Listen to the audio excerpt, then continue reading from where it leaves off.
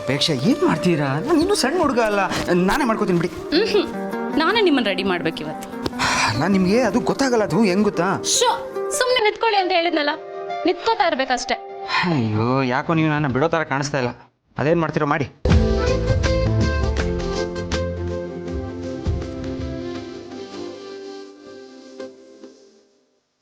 ಅರ್ಥ ನನಗೆ ನಿಮ್ಮನ್ನ ಈ ರೀತಿ ರೆಡಿ ಮಾಡೋದಕ್ಕೆ ಎಷ್ಟು ಖುಷಿ ಅನ್ಸುತ್ತೆ ಗೊತ್ತಾ? ಅದರಲ್ಲೂ ಸ್ಪೆಷಲ್ ಡೇ ಇವತ್ತು, ನಿಮ್ಮನ್ನ ನಾನೇ ರೆಡಿ ಮಾಡಬೇಕು. ಸ್ಪೆಷಲ್ಲಾ? ಏನ್ರಿ ಅಂತ ಸ್ಪೆಷಲು? ಐ ಮೀನ್ ದಿನ ಆಫೀಸ್ಗೆ ಹೋಗೋ ಥರನೇ ಇವತ್ತು ಆಫೀಸ್ಗೆ ಹೋಗ್ತಾ ಇದ್ದೀನಿ. ಅದೇ ರೋಡು, ಅದೇ ನಾನು, ಅದೇ ಟ್ರಾಫಿಕ್ಕು, ಅದೇ ಜನಗಳು. ಏನು ಸ್ಪೆಷಲ್ ಇಲ್ವಲ್ಲ? ಇಲ್ವಾ? ಇಲ್ಲ. ಯಾಕೆ ಮರ್ತೋಗ್ಬಿಟ್ಟಿದ್ದೀರಾ ನೀವು? ಪಾರ್ಥ, ಇವತ್ತು ನಿಮಗೆ ಪ್ರಮೋಷನ್ ಸಿಗ್ತಿದೆ. ಆಫೀಸಲ್ಲಿ ನಿಮ್ಮನ್ನ CFO ಆಗಿ ಪ್ರಮೋಟ್ ಮಾಡ್ತಿದ್ದಾರೆ. ಎಂತ ಸ್ಪೆಷಲ್ ಡೇ ಗೊತ್ತಾ ಇವತ್ತು? ನೀವು ನೋಡಿದ್ರೆ ಏನೂ ಇಲ್ಲ ಅಂತ ಹೇಳ್ತಿದ್ದೀರಾ. ಬರೀ ಸ್ಪೆಷಲ್ ಎಲ್ಲ ಸೆಲೆಬ್ರೇಟ್ ಮಾಡೋ ಡೇ ಇವತ್ತು. ರೀ ಇದು ಹೆಂಗಾಯ್ತು ಗೊತ್ತಾ? ಮಗು ಹುಟ್ಟೋದಕ್ಕೂ ಮುಂಚೆನೇ ಸ್ಕೂಲಲ್ಲಿ ಅಡ್ಮಿಷನ್ ತಗೊಂಡಂಗೆ ನೋಡಿ. ನಾನಿನ್ನೂ ಸೆಲೆಕ್ಟ್ ಆಗಿಲ್ಲ, ಜಸ್ಟ್ ಶಾರ್ಟ್ ಲಿಸ್ಟ್ ಆಗಿದ್ದೀನಿ ಅಷ್ಟೇ. ಅದಕ್ಕೂ ಇದಕ್ಕೂ ಅಜಗಜಾಂತರ ವ್ಯತ್ಯಾಸ ಇದೆ. ಒಂದು ವೇಳೆ ಬಿಗ್ ಬ್ರೋ ನನ್ನ ಸೆಲೆಕ್ಟೇ ಮಾಡಲಿಲ್ಲ ಅಂದರೆ ನೀವು ಇಷ್ಟೆಲ್ಲ ನನ್ನ ರೆಡಿ ಮಾಡಿ ಕಳಿಸ್ತಾ ಇರೋದು ವೇಸ್ಟ್ ಆಗೋಗುತ್ತೆ. ಫುಲ್ ಡಿಸಪಾಯಿಂಟ್ಮೆಂಟ್ ಆಗಿಬಿಡ್ತೀರಾ ಆಮೇಲೆ ನೀವು. ಅದಕ್ಕೆ ಹೇಳೋದು, ಲೈಫಲ್ಲಿ ಓವರ್ ಸ್ಪೀಡು, ಓವರ್ ಎಕ್ಸ್ಪೆಕ್ಟೇಷನು ಒಳ್ಳೇದಲ್ಲ. ಸ್ವಲ್ಪ ಪೇಷನ್ಸಿಂದ ಇರಬೇಕು. ಪೇಷನ್ಸ್ ಇರಬೇಕು ಕಣ್ರಿ. ನೋಡ್ತಾ ಇರಿ, ಇವತ್ತು ನಾನು ನಿಮ್ಮನ್ನ ರೆಡಿ ಮಾಡಿದ್ದಕ್ಕಾದ್ರೂ ನೀವು ಸೆಲೆಕ್ಟ್ ಆಗೇ ಆಗ್ಲೇಬೇಕು. ಅದ್ರಲ್ಲಿ ಬೇರೆ ನನ್ನ ಕಾಲ್ಗುಣನೇ ಅಂಥದ್ದು. ನಿಮ್ಗೆ ಗೊತ್ತಾ, ನಾನು ನಿಮ್ಮ ಲೈಫಲ್ಲಿ ಬಂದ್ಮೇಲೆ ನಿಮ್ಮ ಲೈಫಲ್ಲಿ ಮೊಮೆಂಟಮ್ ಸಿಗ್ತಿರೋದು, ನಿಮ್ಮ ಲೈಫ್ ಟೇಕ್ ಆಫ್ ಆಗ್ತಾ ಇರೋದು. ಓ ಅಂದ್ರೆ ನನ್ನ ಹಣೆ ಬರೋದಕ್ಕಿಂತ ನಿಮ್ಮ ಕಾಲ್ ಗುಣನೇ ದೊಡ್ಡದು ಅಂತ ಹೇಳ್ತಾ ಇದ್ದೀರಾ? ಅಫ್ಕೋರ್ಸ್, ನನ್ನ ಕಾಲ್ಗುಣ ಅಷ್ಟು ಗ್ರೇಟು. ನೋಡ್ತಾ ಇರಿ, ಅದು ನಿಮ್ಮನ್ನ ಒಂದಿನ ಎಲ್ಲಿಗೆ ಕರ್ಕೊಂಡು ಹೋಗಿ ನಿಲ್ಸುತ್ತೆ ಅಂತ. ಹಾಗೆ ನೋಡಕ್ ಹೋದ್ರೆ ಎಲ್ಲ ಕ್ರೆಡಿಟು ನನಗೆ ಸಿಗ್ಬೇಕು, ಏನೋ. ನಿಮಗೆ ಗೊತ್ತಿಲ್ಲ ರೀ, ಎಲ್ಲ ಕ್ರೆಡಿಟು ಅದಕ್ಕೆ ಸೇರಬೇಕು. ನಾನು ಶಾರ್ಟ್ ಲಿಸ್ಟ್ ಆಗೋಕ್ಕೆ ಕಾರಣನೇ ಆ ಟೆಂಡರ್ ಸಿಗೋದಕ್ಕೆ ಕಾರಣನೇ ಅದಕ್ಕೆ. ಹಲೋ, ಏನು ಅಷ್ಟೊಂದು ಯೋಚನೆ ಮಾಡ್ತಿದ್ದೀರಾ? ತುಂಬ ಯೋಚನೆ ಮಾಡಬೇಡಿ, ಪ್ರಮೋಷನ್ ನಿಮಗೆ ಸಿಗೋದು. Okay okay. ಆ್ಯಂಡ್ ಪಾರ್ಥ, ಸಂಜೆ ಬರಬೇಕಾದ್ರೆ ಸ್ವಲ್ಪ ಬೇಗ ಬನ್ನಿ. ನಾನು ನಿಮ್ಮನ್ನ ಪ್ರೀತಿಯಿಂದ ವೆಲ್ಕಮ್ ಮಾಡೋದಕ್ಕೆ ಆರತಿ ತಟ್ಟೆ ಇಟ್ಕೊಂಡು ವಿತ್ ಸ್ವೀಟ್ ವೇಟ್ ಮಾಡ್ತಾ ಇರ್ತೀನಿ. Okay, all the best. Thank you. ಒಂದು ನಿಮಿಷ.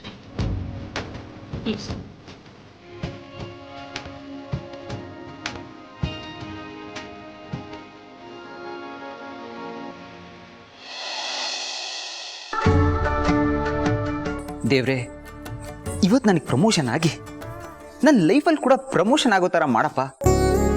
ಯಾವುದಕ್ಕೂ ನಿನ್ನ ಆಶೀರ್ವಾದ ನನ್ನ ಮೇಲಿರಲಿ. ಹರಕೆ ಗಿರ್ಕೆ ಅಂತೆಲ್ಲ ಲಂಚ್ ಹಾಕೊಟ್ಟು ನನಗೆ ಅಭ್ಯಾಸ ಇಲ್ಲ. ಆ್ಯಂಡ್ ನನಗೆ ಗೊತ್ತು ನೀನು ಅದನ್ನೆಲ್ಲ ನನ್ನಿಂದ ಎಕ್ಸ್ಪೆಕ್ಟ್ ಕೂಡ ಮಾಡಲ್ಲ ಅಂತ. ಎಷ್ಟೇ ಆದರೂ ನೀನು ದೇವರಲ್ವಾ, ಎಲ್ಲ ಕೊಡೋದು ನಿನಗೆ, ನಾವೇನು ಕೊಡೋದು ಅಲ್ವಾ? ಸೊ ನಾನು ಕೇಳ್ಕೊಳ್ಳೋದು ಇಷ್ಟೇ ದೇವ್ರೆ, ನನ್ನ ಟ್ಯಾಲೆಂಟ್ಗೆ, ನನ್ನ ಯೋಗ್ಯತೆಗೆ ನನಗೇನು ಸಿಗಬೇಕೋ ಅದು ಸಿಗೋ ಥರ ಮಾಡು ದೇವ್ರೆ. ಬ್ರೋ ಹೊರಡೋಣ? ಒಂದು ಸೆಕೆಂಡ್ ಬ್ರೋ, ಬರಕ್ಕೆ ಹೇಳಿದೆ. ಹಾಜಯ್, ರೆಡಿಯಾಗಿ ಬಾ, ಆಫೀಸ್ಗೆ ಹೋಗೋಣ. ನಿಜವಾಗ್ಲೂ ಆಫೀಸ್ಗ? ಹಾಂ, ಬೇಗ ಹೋಗು, ರೆಡಿಯಾಗಿ ಬಾ, ಹೋಗು. ನೀನೇನಕ್ಕೆ ಆಫೀಸಿಗೆ ಕರಿತಿದ್ಯಾ ಅಂತ ನನಗೆ ಗೊತ್ತು ಬ್ರೋ. ಎಷ್ಟೇ ಆಗಲಿ ಇದೆಲ್ಲ ನಮ್ಮದೇ ಪ್ಲಾನ್. ಬ್ರೋ ಒಳ್ಳೆ ಕೆಲಸ ಮಾಡಿದೆ man. I mean Jaya bro ಮನೇಲಿ ಇದ್ದು ಒಂಥರ ಫುಲ್ ರಸ್ಟ್ ಹಿಡ್ದು ಹೋಗ್ಬಿಟ್ಟಿದ್ದ. ಯಾಕೆ ಹೇಳ್ತಾ ಇದ್ದೀನಿ ಅಂದ್ರೆ, ಸ್ವಲ್ಪ ದಿನಗಳಿಂದ ನನ್ನ ಸಿಚುವೇಶನ್ ಕೂಡ ಇದೇ ತರ ಆಗಿತ್ತಲ್ವಾ, ಆ ಎಕ್ಸ್ಪೀರಿಯನ್ಸ್ ಮೇಲೆ ಹೇಳ್ತಾ ಇದ್ದೀನಿ. ಮನುಷ್ಯ ಅಂದಮೇಲೆ ಕೆಲಸ ಮಾಡ್ಬೇಕಲ್ಲ ಮ್ಯಾನ್. ಹಾಂ, ಕರೆಕ್ಟ್ ಬ್ರೋ. ರೆಡಿ, ಕೊಡೋಣ. ಜಡೆ ಪ್ರಮೋಷನ್ ಫಿಕ್ಸ್. Thank god.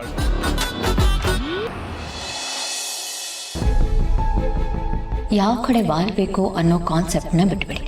ಆಮೇಲೆ ನೀವು ಆರಾಮಾಗಿ ಕೂತ್ ಯೋಚನೆ ಮಾಡಿ, ಎಲ್ಲಾನು ಅಳ್ದು ತೂಗಿ ನೋಡಿ. ನಿಮ್ಮ ಮನ್ಸು ಏನ್ ಮಾಡ್ಬೇಕು ಅಂತ ಹೇಳುತ್ತೋ ಅದನ್ನೇ ಮಾಡಿ. ಗುಡ್ ಮಾರ್ನಿಂಗ್ ಗೆಳೆಯ. Good morning. ಏನೋ ಇಷ್ಟೊಂದು ಶಾಕ್ ಕೊಡೋದೆಲ್ಲ ಕಲ್ತ್ಬಿಟ್ಟಿದ್ಯಾ ನೀನು? ಅಲ್ಲ, CFO ಪೋಸ್ಟ್ಗೆ ಪಾರ್ಥನ್ನ ಸಜೆಸ್ಟ್ ಮಾಡಿದ್ದು ನೆನ್ನೆ. ಆಗಲೇ ರಾತ್ರಿ ಯಾರು ಅಂತ ಡಿಸೈಡ್ ಮಾಡಿ ಇವತ್ತಾಗಲೇ ಮೀಟಿಂಗು ಕರೆದು ಬಿಟ್ಟಿದ್ಯಾ? ಅಲ್ಲ, ಇದ್ದಿದ್ದು 5 ಜನದಲ್ಲಿ ಸ್ವಲ್ಪ ಕಾಂಪಿಟೇಟಿವ್ ಅಂತ ಅನಿಸಿತ್ತು ನನಗೆ ಪಾರ್ಥ ಒಬ್ಬನೇ. ಅವನಿಗಿಂತ ಟ್ಯಾಲೆಂಟೆಡ್ ಫೆಲೋ ನಿಂಗೆ ಸಿಕ್ಕಿದ್ದಾನೆ ಅಂದಮೇಲೆ ಯಾರು ತಿಳ್ಕೊಬೇಕಪ್ಪ ನಾನು. ಕೂಡ ಯಾರು ನೋಡೋಣ ಕೂಡ.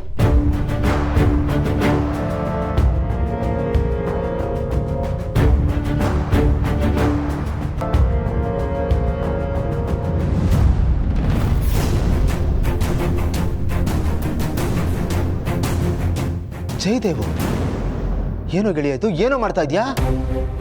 ಅಲ್ಲ, ಇವನು ಎಂಥವನು ಅಂತ ಗೊತ್ತಿದ್ದು ಅವ್ನಿಗೆ ಈ ಜಾಗದಲ್ಲಿ ಕುಡಿಸ್ತಾ ಇದೆಯಾ? ಇದೊಂಥರ ರಾತ್ರಿ ಕಣ್ ಬಾವಿಗೆ ಹಗಲು ಬಿದ್ದಂಗೆ ಆಯ್ತು. ನನಗೆ ಬೇರೆ ಆಪ್ಷನ್ ಇಲ್ಲ ಕಣ. ಆಪ್ಷನ್ ಇಲ್ವಾ? ಹಿಂಗಂದ್ರೆ ಹೆಂಗೋ ಗೆಳೆಯ? ಕಳ್ಳನ ಕೈ ಕೀ ಕೊಟ್ಬಿಟ್ಟು ಹುಷಾರಾಗಿ ನೋಡ್ಕೊತಾನೆ ಅನ್ಕೊಂಡಿದ್ಯಾ? ಅವನ ಕೆಲಸ ಅವ್ನು ಮಾಡೇ ಮಾಡ್ತಾನೆ.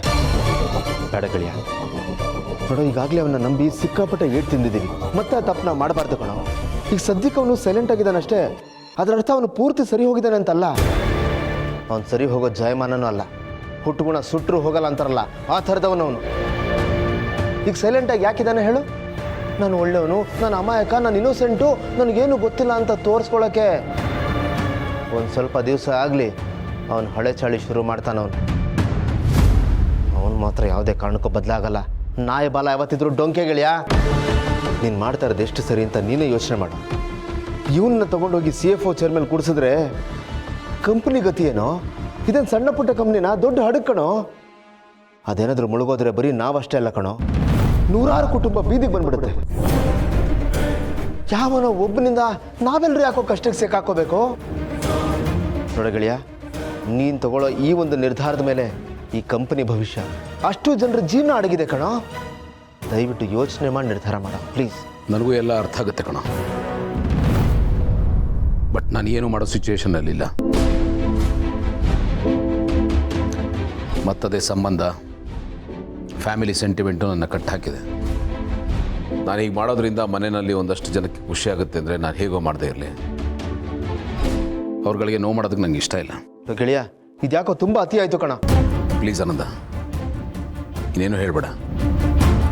ನನ್ನ ಈ ನಿರ್ಧಾರದಿಂದ ಒಂದಷ್ಟು ಮನಸ್ಸುಗಳು ಒಡೆಯೋದು ತಪ್ಪುತ್ತೆ, ಒಂದಷ್ಟು ಸಂಬಂಧಗಳು ಸರಿ ಹೋಗುತ್ತೆ, ಪ್ಯಾಚಪ್ ಆಗುತ್ತೆ.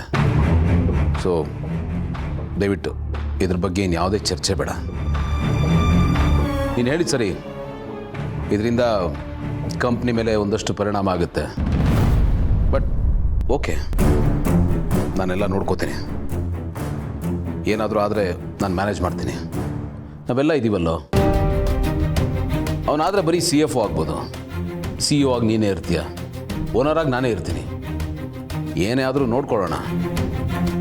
ಬಟ್ ಇದನ್ನು ಮಾತ್ರ ಪ್ರಶ್ನೆ ಮಾಡಬೇಡ. ಇದು ಕಂಪನಿಗೆ ಸಂಬಂಧಪಟ್ಟಿದ್ದೇ ಆದರೂ this decision is purely personal. ಎಲ್ಲರೂ ಕರೆದ್ಬಿಡು.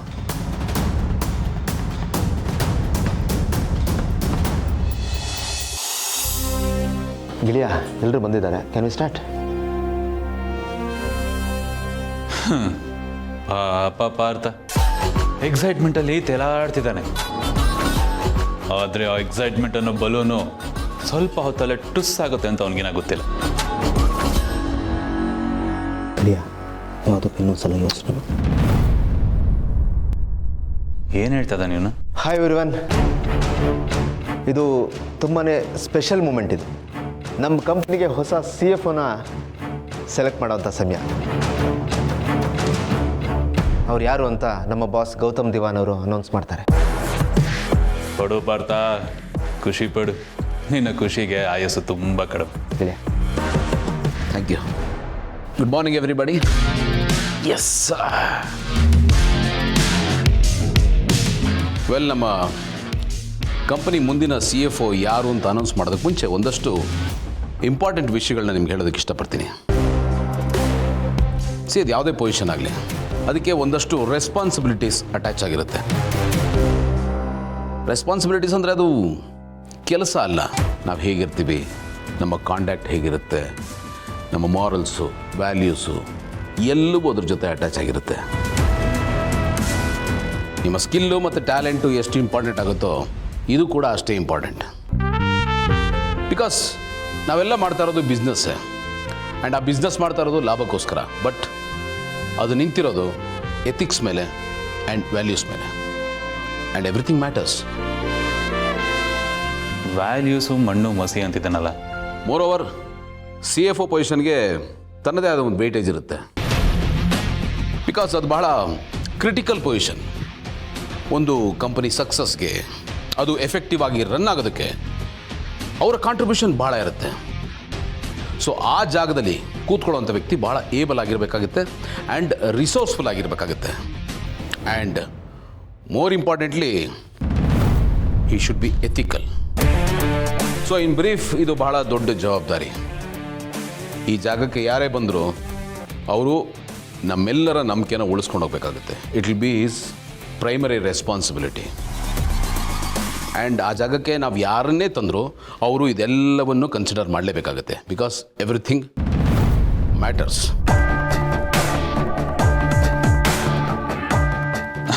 ಇಷ್ಟೆಲ್ಲ ಬಿಲ್ಡಪ್ ಬೇಕಾ ಬ್ರೋ?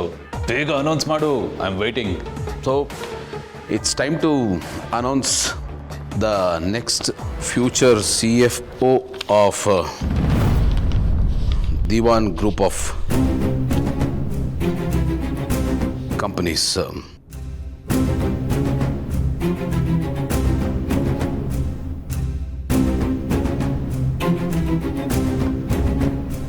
ಯಾವ ಕಡೆ ವಾಲ್ಬೇಕು ಅನ್ನೋ ಕಾನ್ಸೆಪ್ಟ್ನ ಬಿಟ್ಬಿಡಿ. ಆಮೇಲೆ ನೀವು ಆರಾಮಾಗಿ ಕೂತು ಯೋಚನೆ ಮಾಡಿ. ಎಲ್ಲಾನು ಅಳ್ದು ತೂಗಿ ನೋಡಿ. ನಿಮ್ಮ ಮನಸ್ಸು ಏನು ಮಾಡಬೇಕು ಅಂತ ಹೇಳುತ್ತೋ ಅದನ್ನೇ ಮಾಡಿ.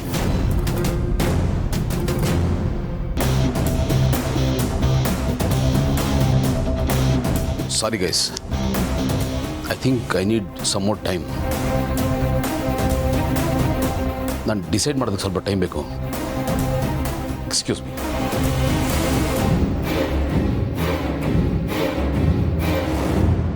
ಏಯ್, ಎಲ್ಲೋದ ಏನೋ? ಏನಾಯ್ತು ಇವನಿಗೆ?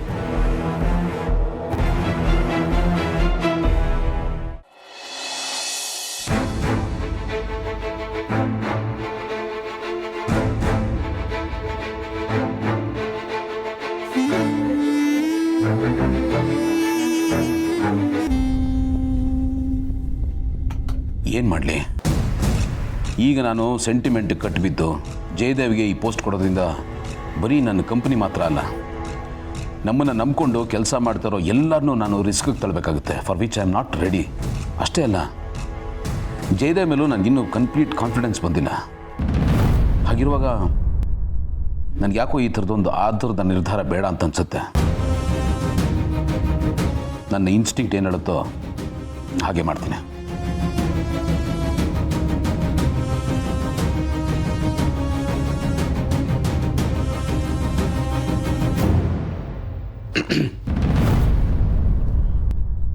ಅಮ್ಮ, ಅದು ನೀವು ಜಯದೇವ್ ಪರವಾಗಿ ನನ್ನ ಹತ್ರ ಮಾತಾಡಿದ್ರಿ.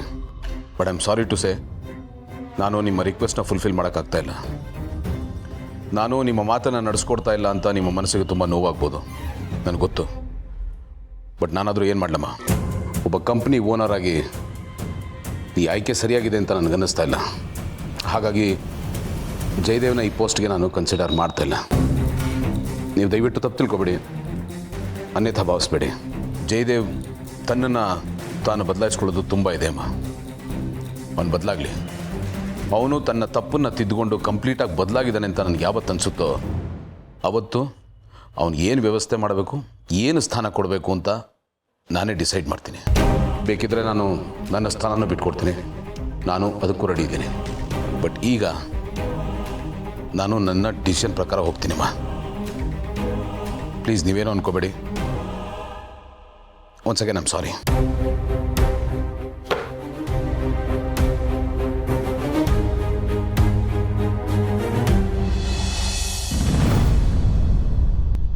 ಗೌತಮ್ ಏನು ವಾಯ್ಸ್ ನೋಟ್ ಕಳಿಸಿದ್ದಾನೆ? ಅಮ್ಮ, ಅದು ನೀವು ಜಯದೇವ್ ಪರವಾಗಿ ನನ್ನ ಹತ್ರ ಮಾತಾಡಿದ್ರಿ. But I am sorry to say, ನಾನು ನಿಮ್ಮ ರಿಕ್ವೆಸ್ಟ್ನ ಫುಲ್ಫಿಲ್ ಮಾಡೋಕ್ಕಾಗ್ತಾ ಇಲ್ಲ.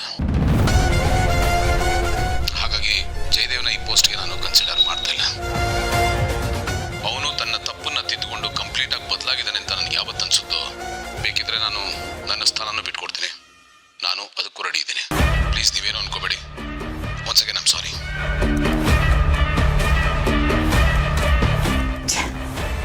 ನನ್ನ ಮಾತನ್ನೇ ಮೀರೋ ಥರ ಆಗ್ಬಿಟ್ನಾ? Sorry guys, wait is over. ಜಾಸ್ತಿ ಕಾಯಿಸಲ್ಲ ನಿಮ್ಮನ್ನ. Let me announce. So Diwan group of companies is proud to announce and welcome mister Partha Diwan as its chief financial officer.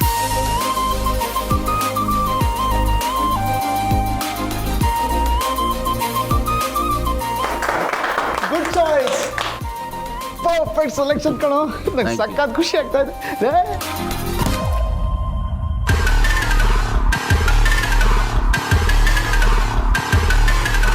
Congrats ಕಣ. Thank you.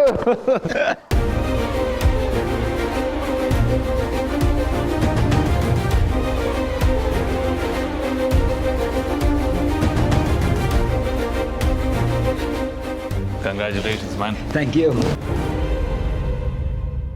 All the best man. Thank you big bro. Yes, congratulations. Thank you. All the best. ಚೆನ್ನಾಗಿ ಕೆಲಸ ಮಾಡು. Try ಮಾಡ್ತೀನಿ. No trying, you have to do it. You got responsibilities now, okay? Yeah. Yeah, good luck.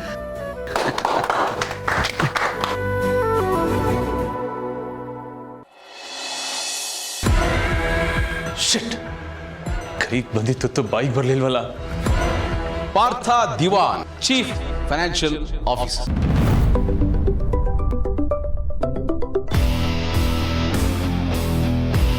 Hello, ಹೇಳು moms. Hello, ಯಾಕಳಿ Mayya ಇಷ್ಟು ಡಲ್ಲಾಗಿ ಮಾತಾಡ್ತಿದ್ಯಾ? ಏಯ್, ಇವತ್ತು ನೀನು ಸಂತೋಷವಾಗಿರ್ಬೇಕಾದ ದಿನ ಕಣೋ, ಕುಡಿದು ಕುಪ್ಪಳಿಸ್ಬೇಕಾದ ದಿನ. ನಿನ್ನ ಮಾವ ಅಂದ್ರೆ ನನ್ನ ಜೊತೆಗೆ ಗ್ರ್ಯಾಂಡ್ ಪಾರ್ಟಿ ಮಾಡಬೇಕಾದ ದಿನ. ಹಳಿಮಯ್ಯ, ಕಂಗ್ರಾಟ್ಸ್ ಕಣೋ, ಕಂಗ್ರಾಟ್ಸ್. ಅಮ್ಮನ ಕೃಪಾಶೀರ್ವಾದದಿಂದ ಒಡನೆಲ್ಲ ಜಾಕ್ಪಾ. ನಿನ್ನ ಕಂಪ್ನಿಯಲ್ಲಿ ದೊಡ್ಡ ಹುದ್ದೆನ ಅಲಂಕರಿಸಿದೆಯಲ್ಲೋ, ಇನ್ನು ನಿನ್ನ ಹೇಳಿರೋರಿಲ್ಲ ಕಣೋ, ಯಾವಲೋ ಹೋಗ್ಬಿಡ್ತೀಯ. ಅಳಿವಯ್ಯ, ನೀನು ಎಲ್ಲ ಹೋದ್ರು ಈ ಬಡಪಾಯಿ ಮಾವನ ಮಾತ್ರ ಮರಿಬೇಡಪ್ಪ. ನಾನು ಕರ್ಕೊಂಡು ಹೋಗಪ್ಪ. ನಾನಂತರ ಪರಾವಲಂಬಿ ಜೀವಿ. ನೀನು ನನ್ನ ಅಮ್ಮನ ಮೇಲೆ ತುಂಬ ಡಿಪೆಂಡ್ ಆಗಿದ್ದೀನಿ ಕಣಪ್ಪ. ಸಾಕು ನಿಲ್ಸು ಮಾಮ್ಸ್. ನೀನು ಹೇಳಿತರ ಆಗಿದ್ದಿದ್ರೆ ಇಷ್ಟೊತ್ತಿಗೆ ಎಲ್ಲ ಚೆನ್ನಾಗಿರ್ತಿತ್ತು. ಆದರೆ ಇಲ್ಲಿ ಇನ್ ರಿಯಾಲಿಟಿ ಆ ಥರ ಏನೂ ಆಗಲಿಲ್ಲ. ನಾನು ಎಲ್ಲೋ ಹೋಗ್ತೀನಿ ಅಂದ್ಕೊಂಡೆ ಮಾಮ್ಸ್, ಆದರೆ ಎಲ್ಲೂ ಹೋಗದೆ ಇಲ್ಲೇ ಬಿದ್ದಿದ್ದೀನಿ. ಎಲ್ಲ ಎಕ್ಕುಟ್ಟೋಯ್ತು. ಎಕ್ಕುಟ್ಟಾಯ್ತಾ? ಅಂಥದ್ದೇನಾಯ್ತಪ್ಪ, ಹೇಳು ಸರಿಯಾಗಿ. ಇಲ್ಲ ಮಾಮ್ಸ್, ನಮ್ಮ ಮನೆಯಲ್ಲಿ ಯಾರಿಗೂ ಪವರ್ ಇಲ್ಲ. ಸುಮ್ಮನೆ ದಂಡಕ್ಕೆ ಬಿದ್ದಿದ್ದೀವಿ ಅಷ್ಟೇ ಎಲ್ರೂ. ಅಂದರೆ ಹಲಕ್ಕೆ ತಾವಿನ ಥರ, ಸೀಡ್ಲೆಸ್ ಶೇಂಗಾ ಥರ ಅನ್ನೋ ಒಂಥರ ಹಾಗೇನೆ. ದೊಡ್ಡ ವೇಸ್ಟ್ ಬಾಡಿಗಳು ನಾವು. ನಮ್ಮ ಕೈಲಿ ಏನೂ ಆಗಲ್ಲ ಮಾಮ್ಸ್. ಮಾಮ್ಸ್, ಲಿಟ್ರಲಿ ನಮ್ಮದು ಒಂದು ಜನ್ಮನ ಅಂತ ಅನ್ನಿಸ್ತಿದೆ ನನಗೆ. ನಿನ್ನ ಜನ್ಮಕ್ಕೆ ತಂಗಿರ್ಲಿ ಕಣೋ. ಏನು ಎತ್ತ ಹೇಗೆ ಅಂತ ಹೇಳಪ್ಪ, ಸ್ವಲ್ಪ ಡೀಟೇಲಾಗಿ ಹೇಳೋ. ಯಾವುದು ನಾನು ಅನ್ಕೊಂಡಂಗೆ ಆಗಲಿಲ್ಲ ಮಾಮ್ಸ್. ಎಲ್ಲ ಅಣ್ಣನ ಡಿಸಿಷನ್ ಥರನೇ ಆಯ್ತು. ಓ, ಅದ್ರ ಟಸ್ ಪಟಾಕಿಯನ್ನು ಅಲ್ಲ ಕಣಪ್ಪ. ಈಗ ನಿನಗೆ ಸಿಗಲಿಲ್ಲ, ನಿನ್ನ ಪ್ಲೇಸಿಗೆ ಇನ್ಯಾರು ಬಂದರು? ಅಲ್ಲಲ್ಲ, ನಿನ್ನ ಪ್ಲೇಸಿಗೆ ನಿನಗಿಂತ ಮೊದಲು ಟವೆಲ್ ಹಾಕಿದ್ದು ಪುಣ್ಯಾತ್ಮ ಯಾರಪ್ಪ? ಇನ್ಯಾರು? ಅವನೇ, ಪಾರ್ಥ. ಅಳಿಮಯ್ಯ, ಇರು, ನಿಂಗೆ ಆಮೇಲೆ ಕಾಲ್ ಮಾಡ್ತೀನಿ. ಇರು. ಜ್ಯೋತಿಯವ್ರೆ, ಈ ವಿಷಯನ ನನ್ನ ಸಿಸ್ಟರಿಗೆ ತಲುಪಿಸ್ಬೇಕು. Hello bro.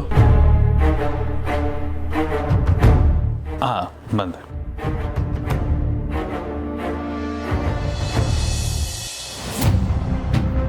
ಬಿಗ್ ಬ್ರೋ, ಬರಕ್ಕೆ ಹೇಳಿದೆ. ಹಾಂ ಜೈ, ನನಗೊತ್ತು ಇವತ್ತಾದ ಘಟನೆಯಿಂದ ನಿನಗೆ ಡಿಸಪಾಯಿಂಟ್ ಆಗಿದೆ, ಬೇಜಾರಾಗಿದ್ರೆ ಐಮ್ ಸಾರಿ. ಏ, ನೋ, ಖಂಡಿತ ಇಲ್ಲ ಬ್ರೋ. ನೀನೇನು ಅದಕ್ಕೆಲ್ಲ ಸಾರಿ ಕೇಳಿಕೊಂಡು ಖಂಡಿತ ಇಲ್ಲ ಬ್ರೋ. ಇಷ್ಟು ದೊಡ್ಡ ಕಂಪ್ನಿ ಓನರ್ ಆಗಿ ನೀನು ಕರೆಕ್ಟ್ ಡಿಸಿಷನ್ನೇ ತೊಗೊಂಡಿರ್ತೀಯ, ಅದ್ರಲ್ಲಿ ಯಾವುದೇ ಡೌಟ್ ಬೇಡ.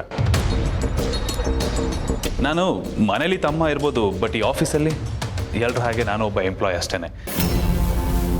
ಸೊ ಕಂಪ್ನಿ ಓನರ್ ಆಗಿ ನೀನೇನು ಡಿಸಿಷನ್ ತೊಗೊಂಡ್ರು ಅದನ್ನು ನಾನು ಅಕ್ಸೆಪ್ಟ್ ಮಾಡಲೇಬೇಕು ಅಂತ ಅಕ್ಸೆಪ್ಟ್ ಮಾಡಿದ್ದೀನಿ ಕೂಡ.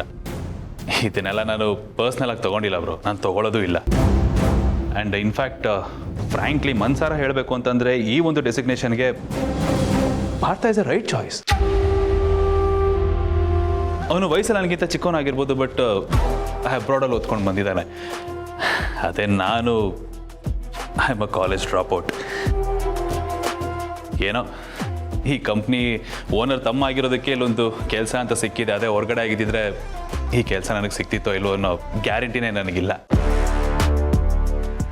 ಈ ಕೆಲಸದಲ್ಲಿ ಒಂದಷ್ಟು ಎಕ್ಸ್ಪೀರಿಯನ್ಸ್ ತೊಗೊಂಡಿದ್ದೀನಿ, ಬಟ್ ಕ್ವಾಲಿಫಿಕೇಷನ್ ಅಂತ ಬಂದರೆ ಬಯೋಡೇಟಲ್ಲಿ ಆ ಜಾಗ ಯಾವತ್ತಿದ್ರೂ ಝೀರೋನೇ ಅಲ್ವಾ ಬ್ರೋ. ನನಗೆ ಈ ವಿಚಾರದಲ್ಲಿ ಯಾವುದೇ ಬೇಜಾರಿಲ್ಲ ಬ್ರೋ. ಆ್ಯಂಡ್ ಎಲ್ಲರ ಹಾಗೆ ಡೆಸಿಗ್ನೇಷನ್ ನನಗೆ ಸಿಕ್ಕಿದ್ದಿದ್ರೆ ನಾನು ತುಂಬ ಖುಷಿ ಪಡ್ತಿದ್ದೆ, ಇಲ್ಲ ಅಂತಲ್ಲ. ಬಟ್ ಇದು ನನ್ನ ಕೈ ತಪ್ಪೋಯ್ತಲ್ಲ ಅನ್ನೋ ಯಾವುದೇ ಕೊರಗು ನನಗೆ ಖಂಡಿತ ಇಲ್ಲ. ಆ್ಯಂಡ್ ಈ ಪೊಸಿಷನ್ ಸಿಕ್ಕಿದ್ದಿದ್ರೆ ಅದು ನೀನು ಕೊಟ್ಟಿದ್ದ ಭಿಕ್ಷೆ ಅನ್ನಿಸ್ತಿತ್ತು ಬ್ರೋ. ನಾನು ಸಂಪಾದನೆ ಮಾಡ್ದಂಗೆ ಇರ್ತಿರ್ಲಿಲ್ಲ, ಆ್ಯಂಡ್ ಅದಕ್ಕೆ ಮರ್ಯಾದೆನೂ ಇರ್ತಿರ್ಲಿಲ್ಲ. ಸೊ ಇದು ಸಿಗದಿದ್ದೇ ಒಳ್ಳೇದಾಯಿತು. No issues. ಸೊ ಹೀಗಾಗಿದ್ದರಿಂದ ನೀನೇನು ಬೇಜಾರಿಲ್ಲ ತಾನೇ? ಇಲ್ಲ ಬ್ರೋ, ಬೇಜಾರಿದ್ದರೆ ನಾನು ಯಾಕೆ ಇಷ್ಟೆಲ್ಲ ಮಾತಾಡ್ತಿದ್ದೆ? No way. ನಾನು ಆ್ಯಕ್ಚುಲಿ ನಾನು ಒನ್ಸ್ ಅಗೇನ್ ಮತ್ತೆ ಅದನ್ನೇ ಹೇಳ್ತಾ ಇದ್ದೀನಿ ಅಂತ ನೀವೇನು ಅನ್ಕೋಬೇಡಿ. ನನಗೆ ಇನ್ನೊಂದು ಸೆಕೆಂಡ್ ಚಾನ್ಸ್ ಕೊಟ್ಟು ನಿಮ್ಗಳ ಜೊತೆ ಬದುಕೋದಕ್ಕೆ, ನಿಮ್ಗಳ ಜೊತೆ ಇರೋದಕ್ಕೆ ಇನ್ನೊಂದು ಅವಕಾಶ ಕೊಟ್ಟಿದ್ದೀರಾ. ಅದ್ರ ಮುಂದೆ ಈ ಪೊಸಿಷನ್ ಎಲ್ಲ ದೊಡ್ಡ ಮ್ಯಾಟ್ರೇ ಅಲ್ಲ ಬ್ರೋ. ನೋ, ಅದಕ್ಕೂ ಮೇಲೆ ಇನ್ನೇನೇ ಸಿಕ್ಕಿದ್ರು it will be a bonus ಅಷ್ಟೇ. ಗುಡ್, ಚೆನ್ನಾಗಿ ಯೋಚನೆ ಮಾಡಿದೆಯಾ. ಇದನ್ನೆಲ್ಲ ಓಪನ್ ಮೈಂಡೆಡಾಗಿ ಅಕ್ಸೆಪ್ಟ್ ಮಾಡಿದೆಯಲ್ಲ, thank you so much. Thanks ನಾನು ಹೇಳಬೇಕು ಬ್ರೋ. ನನಗೊಂದು ಹೊಸ ಲೈಫ್ ಕೊಟ್ಟಿದ್ದೀರಾ. Thank you so much. You guys carry. Okay, bye. Bye bro. Bye bro. ಗೆಳೆಯ, ಈ ಖುಷಿಗೆ ಒಂದು ಸಣ್ಣ ಪಾರ್ಟಿ ಆಗಲೇಬೇಕಪ್ಪ. ನಿನ್ನ ಸಣ್ಣ ಪಾರ್ಟಿ ಹಾಕೋ, ದೊಡ್ಡ ಪಾರ್ಟಿ ಮಾಡೋಣ ಕಣೋ. ಡ್ರಿಂಕ್ಸಲ್ಲೇ ಸ್ವಿಮ್ ಮಾಡೋವಂತೆ. ಇದು ಮಾತು.